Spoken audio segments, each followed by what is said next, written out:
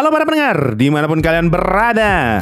Gue akhirnya bisa kembali lagi ngebuat konten setelah balik dari nonton Overlord movie di Jakarta kemarin. Dan seperti yang sudah kalian harapkan dan tunggukan, gue datang membawa segudang keluhan mengenai Overlord movie kemarin. So ini dia, review lengkap untuk Overlord movie dari kacamata gue.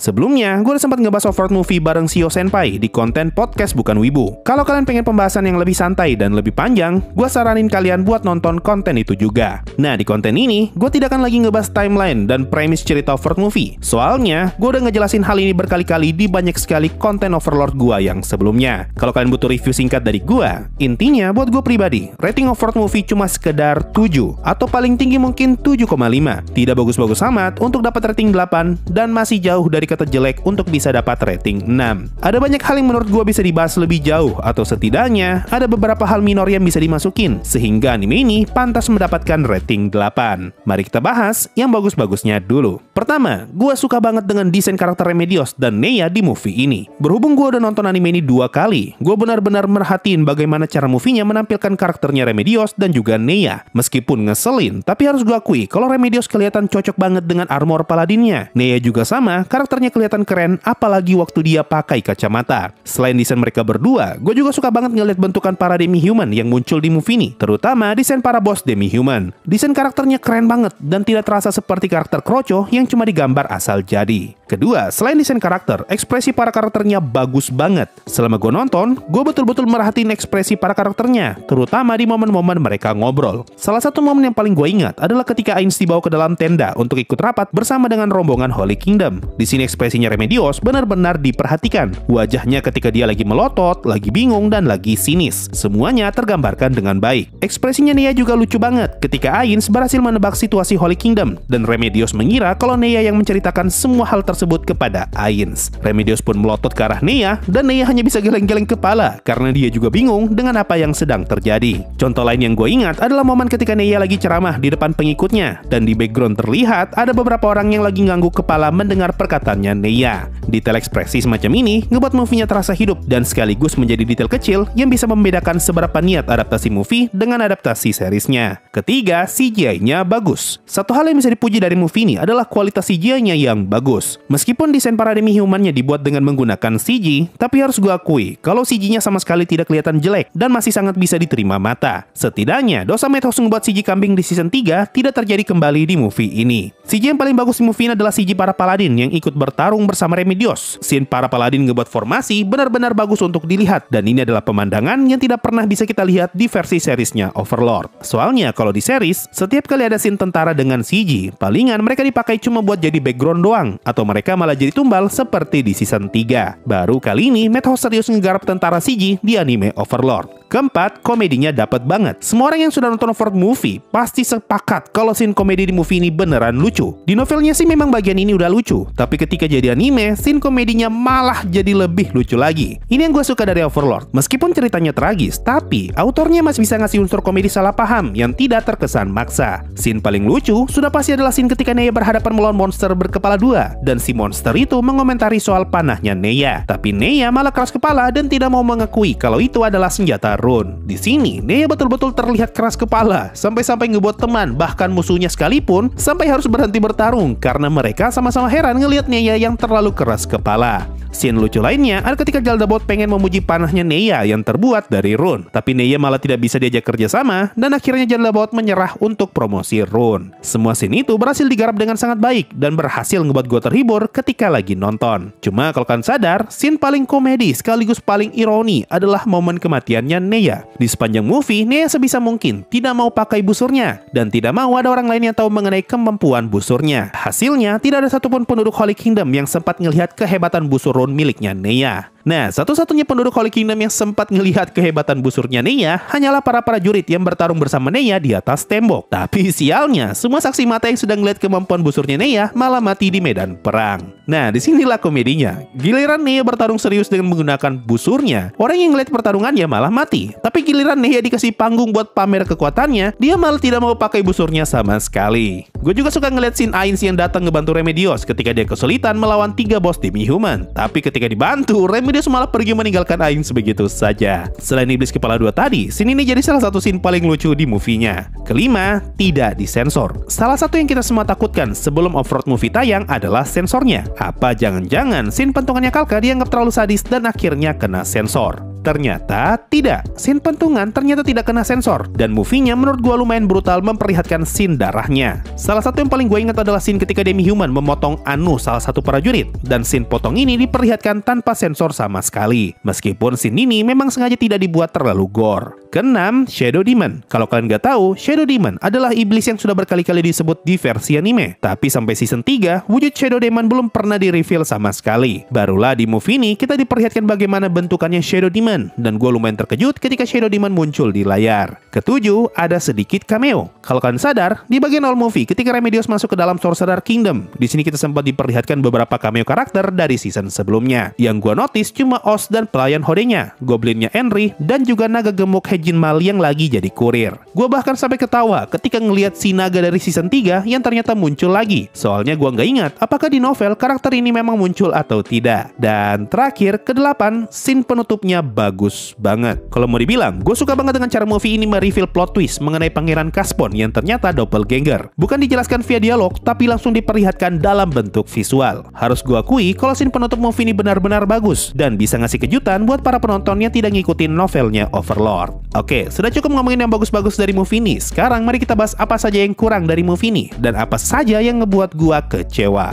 Pertama, Omega mana? Salah satu yang paling gua tunggu di movie ini adalah kemunculan Aurelia Omega, si Pleiades terkuat dan satu-satunya NPC manusia di Nazari. Sampai volume paling baru, masih sangat sedikit informasi mengenai Omega dan ilustrasinya pun masih sekedar siluet doang. Makanya gua berharap Aurelia Omega bisa ke-reveal di movie ini. Soalnya, kalau bukan di sini, kapan lagi kita bisa melihat Omega? Karena semenjak cerita di movie, sosok Omega sudah tidak pernah disinggung lagi. Sangat disayangkan sekali, bukannya nge-reveal wujud Aurelia Omega yang jelas-jelas ditunggu sama banyak fans, movie-nya malah nge-reveal bentukannya Shadow Demon. Kedua, masa scene kapal hantunya gitu doang? Gua tahu, di novel kapal hantunya memang cuma numpang lewat, tapi masa movie-nya nggak bisa ngasih efek khusus biar scene kapal hantunya terasa menakutkan? Soalnya waktu gua baca novel, bagian ini harusnya bisa ngasih lihat pembaca betapa ngeri pertahanan milik Sorcerer Kingdom. Tapi di versi movie, kesannya cuma kayak kapal hantu random yang numpang lewat doang. Salah satu faktor yang membuat scene ini kurang ngena adalah pemotongan yang langsung ngeliatin rombongan Holy Kingdom berada di tengah kabut, dan juga kurangnya reaksi dari rombongan Holy Kingdom ketika ngelihat kapal hantu yang lagi lewat. Sayang banget, salah satu momen ikonik di novel malah terkesan seperti scene numpang lewat doang. Ketiga, scene pentungannya kurang panjang dan kurang ngena. Satu lagi momen yang paling gue tunggu di movie dan juga jadi salah satu momen paling ikonik di novel, yaitu scene pentungan Kalka.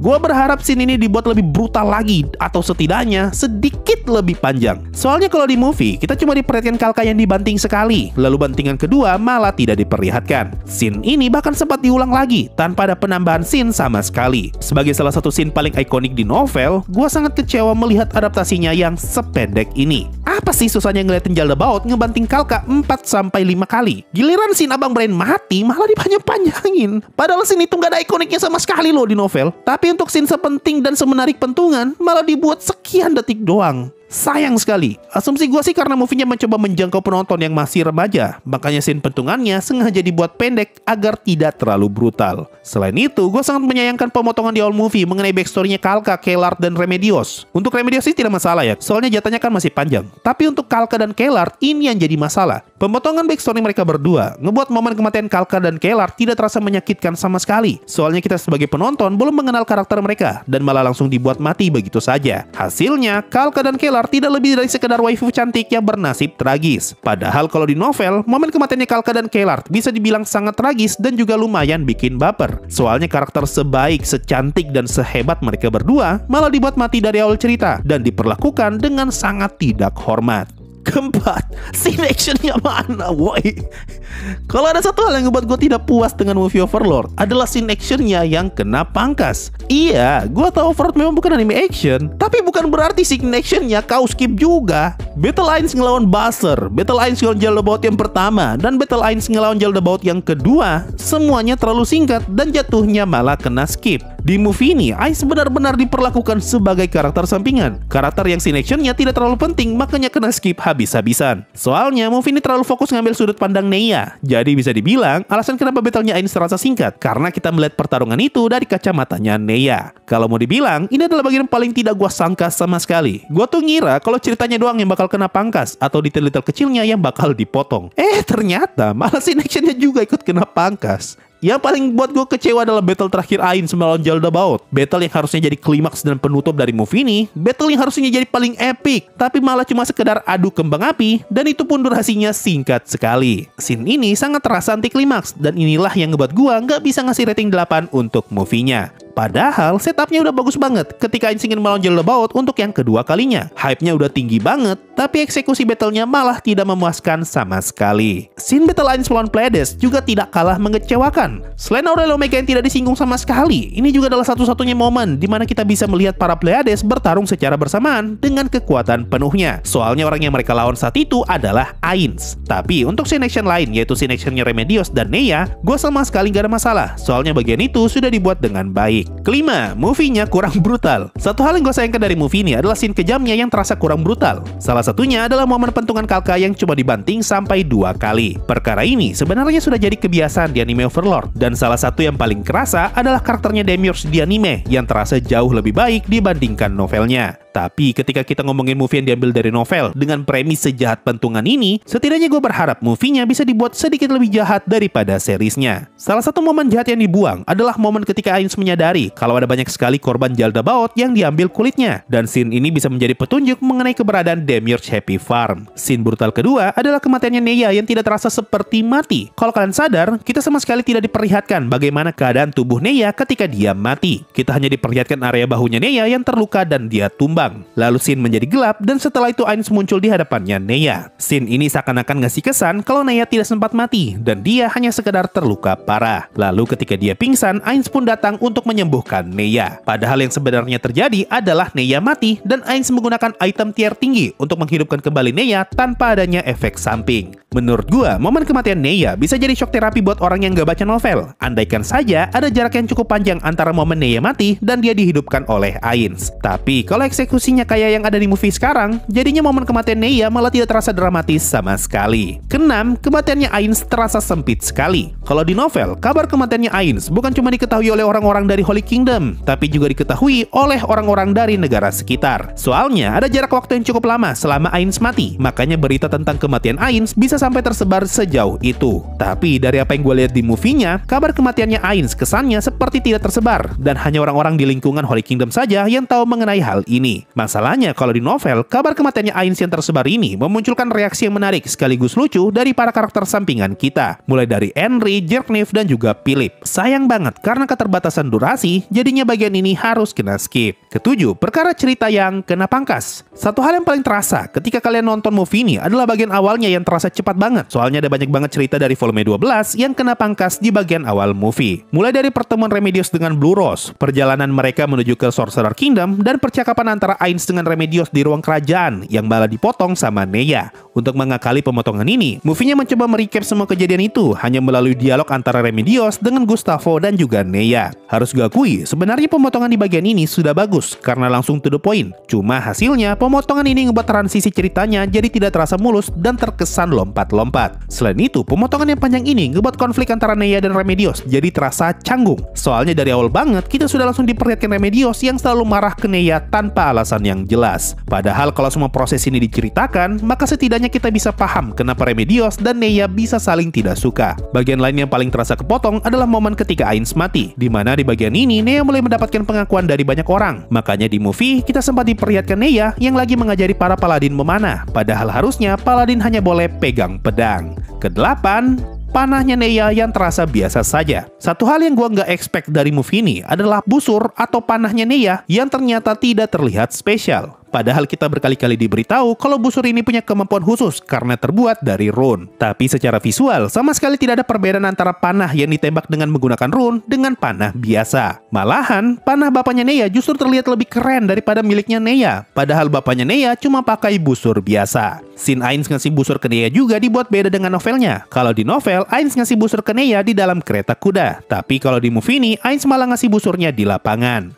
Kesembilan, kematiannya Remedios. Kalau ada satu hal yang gue harapkan dari movie ini adalah improvisasi mengenai kabar kematiannya Remedios. Soalnya di volume 14, kita diberitahu kalau Remedios sudah mati secara off-screen. Berhubung season 4 kemarin sama sekali tidak menyinggung soal hal ini, gue sempat berharap semoga saja movie-nya ngebuat scene improvisasi mengenai kabar kalau Remedios pada akhirnya bakalan mati. Tapi sayang, ending movie-nya sama sekali tidak ada perubahan dengan novelnya, di mana kita diberi kesan kalau Remedios bakal dibiarkan hidup untuk beberapa lama. Tentu, ini bukan masalah buat para pembaca novel, tapi buat yang cuma nonton anime, pasti nggak tahu kalau Remedios aslinya sudah mati. Dan terakhir, musiknya tidak ada yang bagus banget. Tipikal musik Overlord yang sudah sering kita dengar di seriesnya. Lagu endingnya pun menurut gue kurang enak didengar. Padahal dari season 1 sampai season 4, semua lagu opening dan endingnya Overlord enak-enak untuk didengar. Ya itu tadi, review gue untuk Overlord Movie 3 yang terasa kurang memuaskan. Andaikan movie ini dibuat jadi 3 jam, atau setidaknya dibuat jadi series, gua rasa pasti bakal jadi lebih mendingan. Tapi setidaknya, movie Overlord ini sama sekali tidak bisa gua bilang jelek. Poin utama yang ingin novelnya sampaikan sudah berhasil dikemas dengan baik, yaitu cerita mengenai Ainz yang ingin promosi rune dengan cara menaklukkan Holy Kingdom. Dan tanpa Ainz sadari, dia malah mengubah nasib seorang anak perempuan yang awalnya cuma sekedar prajurit tingkat rendah, malah berubah menjadi pemuka agama dengan kekuatan politik yang sangat besar. Meskipun movie-nya kurang memuaskan, tapi setidaknya gua senang banget bisa nonton Overlord Movie langsung di bioskop. Kalau bukan karena channel Megane Sensei dan juga kalian semua yang udah support channel ini, gue pasti nggak bakal bisa nonton Overlord Movie ini. Gue ucapkan terima kasih banyak untuk para donatur, Ferdinand Dede, dan juga para sultan lainnya yang udah ngebantu gue untuk bisa nonton Overlord Movie di bioskop. Gue ucapkan terima kasih banyak untuk para subscriber Megane Sensei yang sudah menyempatkan waktunya untuk ikutan nobar kemarin. Ucapan terima kasih buat Bro Danar yang udah temani gue jalan-jalan di Jakarta, Bro Jo yang udah traktir gue minum, dan Doki Sensei yang udah ngasih gue baju. Tidak lupa juga ucapan terima kasih buat para member channel Megane Sensei dan juga para viewer setia channel ini. Dengan rilisnya Overlord Movie, artinya hanya tersisa 2 langkah lagi sebelum Overlord tamat, yaitu 2 volume terakhir dan juga 1 season terakhir. Mungkin itu saja yang bisa gue sampaikan di video kali ini. Kalau kalian suka konten kayak gini, kalian bisa support gue lebih jauh dengan cara sawer di Saweria, donate di super chat, atau gabung jadi membership. Makasih semua yang sudah mendengarkan sampai di titik ini. Sampai jumpa di kesempatan yang lain, dan bye-bye.